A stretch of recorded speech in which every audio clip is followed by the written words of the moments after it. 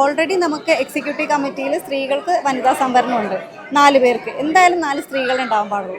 അതിൽ ഇപ്രാവശ്യം 5 പേര് മത്സരിച്ചു. അതൊരു വലിയ കാര്യമാണ്. എനിക്ക് തോന്നുന്നു ആദ്യമായിട്ടാണ് അമ്മയിൽ ഇത്രയും വലിയൊരു മത്സരം ഉണ്ടാവുന്നത്. ഇത്രയും മത്സര ബുദ്ധിയോടെ എല്ലാവരും മുന്നോട്ട് വന്നത് ഒരു ഭയങ്കരമായിട്ടുള്ള പ്രചോദനമാണ്. അടുത്ത 3 വർഷം കഴിഞ്ഞിട്ട് വീണ്ടും ഇലക്ഷൻ വരുമ്പോൾ എനിക്ക് ഉറപ്പാണ് ഇത്തവണ മത്സരിച്ചവരെക്കാൾ കൂടുതൽ പേര് മത്സരിക്കാനുണ്ടാവും. അത് തന്നെയാണ് നമുക്ക് വേണ്ടത്. എല്ലാ വർഷവും എല്ലാവർക്കും ആഗ്രഹമുള്ളൊരു കാര്യമായിരുന്നു അമ്മയിലൊരു വനിതാ പ്രസിഡന്റ് വരണമെന്ന്.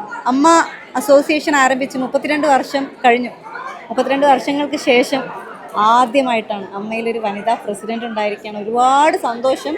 അതിലുപരി ഒരുപാട് ആരോപണങ്ങൾ ഇതിൽ മത്സരിക്കുന്ന പലർക്കും ഏറ്റെടുക്കേണ്ടി വന്നിട്ടുണ്ട്. അത് പല ഒരു ബേസ്ലെസ് ആയിട്ടുള്ള ആരോപണങ്ങളായിരുന്നു അല്ലേ. പക്ഷെ ആ ബേസ്ലെസ് ആയിട്ടുള്ള ആരോപണങ്ങളെല്ലാം കാറ്റിൽ പറത്തി നമ്മൾ മലയാളികളെല്ലാവരും നമ്മുടെ സംഘടനയിലുള്ള എല്ലാവരും ഇന്ന് തെളിയിച്ചിരിക്കുകയാണ് ഇന്നത്തെ ഈ ഒരു ഇലക്ഷൻ റിപ്പോർട്ട്.